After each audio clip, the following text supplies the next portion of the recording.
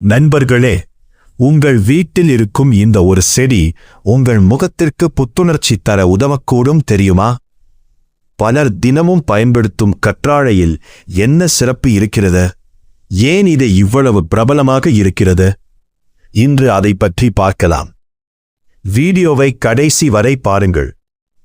கற்றாழை என்பது பல ஆண்டுகளாக மக்கள் பயன்படுத்தி வரும் ஒரு இயற்கை தாவரம்.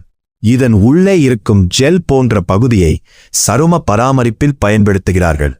கற்றாழை ஜெல் முகத்தில் தடவும்போது குளிர்ச்சியான உணர்வை தரக்கூடும்.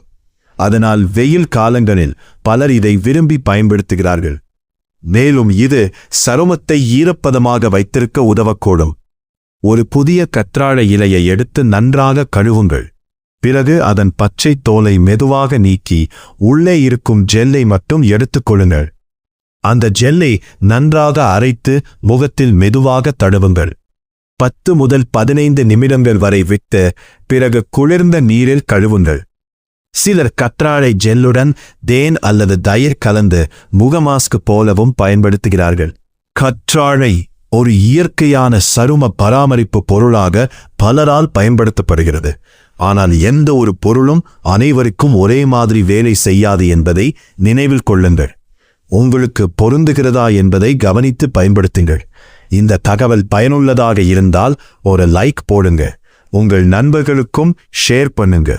கமெண்டில் உங்கள் கருத்தை சொல்லுங்க.